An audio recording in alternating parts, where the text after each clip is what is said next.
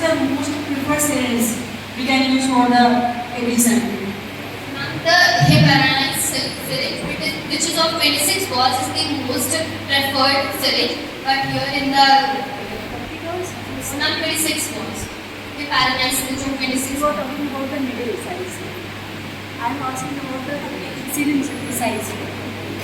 You are using 5 ml syringe. Yes, ma'am. We are using 5. It's preferable. You can use 5 ml syringe. 3 to 5 ml syringe. 1 to 2 ml. And how much sample we can withdraw? Ma'am, most preferably 1 to 2 ml of sample is in. 0.5 to 1 ml is the sufficient for the addition. Okay. A very good afternoon, respected principal sir, teachers, seniors, management, and dear juniors. This is group number 5, and it's our privilege to present our working model today. The model is the hemodialysis machine, a lifeline for the kidney failure patient. Let us briefly introduce us. This is me, Yasha Pandey, Prakash Singh, Pragati Gupta, Radhika Yadav, and Purnima Chaudhary. The Prakash will introduce what are the dialysis, its type, and the indication. Good afternoon, everyone. Looking this machine, you must ask a question: what is dialysis and why I need dialysis? Dialysis is the life-saving medical treatment that leads to artificially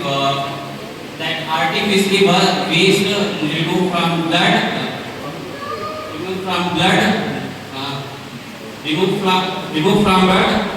A patient or kidney can no longer perform this function adequately.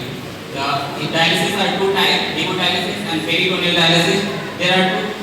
Hemodialysis is the method for extracorporeal waste removal like creatinine, blood urea nitrogen, and extra water molecules from blood by using semi-permeable membrane. This involves separating blood outside the body through the dialysis machine, which contains the dialyzer, which is also known as artificial kidney, that clean blood and return into the body. And now we next need to see what is the indication of dialysis.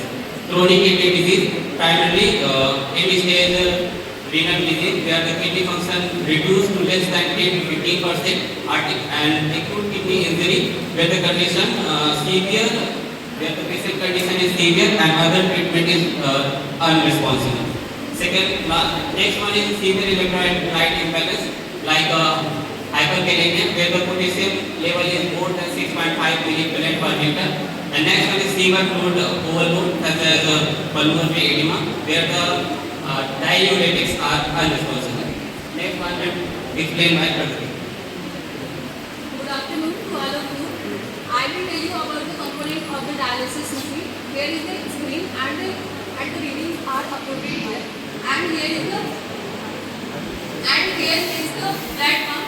Blood pump is carrying the blood from the patient through a dialyzer. Bag maintaining the blood steady flow. And next is the heparin pump to prevent the blood clotting during the dialysis. And next is the air detector. Air detector detect the blood bubble in the blood tubing.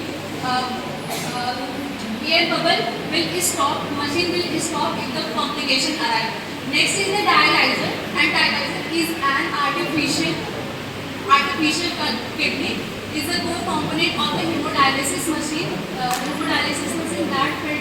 That consists of the semi-permeable membrane and filter the extra waste and the fluids in the blood. And next is the venous pressure monitor and the arterial pressure monitor to ensure the blood flow rate. And next is the dialysis. Dialysis is a special fluid which is used in the hemodialysis and help to remove the excess waste and the fluid from the blood. And dialysis contains the water, that is the ultra-pure water used as the base, and the electrolyte, which is the sodium, potassium, chloride, magnesium, calcium, and the bicarbonate. Now I will tell you the principle of hemodialysis. So what are the principles of hemodialysis machine which takes during the hemodialysis? So there are three principles which are used in hemodialysis. First one is infusion, in which solute like urea, creatinine and electrolytes the semi-permeable membrane. This diffusion principle used for the remove of the electrolytes which is increased and excess waste material. The next one is osmosis, in which solvent like water it will move from its higher concentration to the lower concentration across the semi-permeable membrane, and osmosis principle is used for the removal of excess water in the kidney failure patient. The third and last one is the ultrafiltration, in which excess water is removed from the semi-permeable membrane through the hydrostatic pressure, and it helps in removing the waste material and excess water from the blood.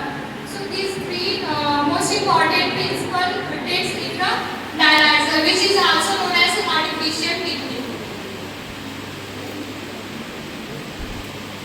Now I will explain how this dialysis machine is work and what are the process of this machine. So firstly we will start with the vascular assay. There are three methods which are used, like a AV fistula, AV graft and central venous catheter. The most preferred method is the AV fistula, and which because of the less infection chances. After that, after maturation phase, we will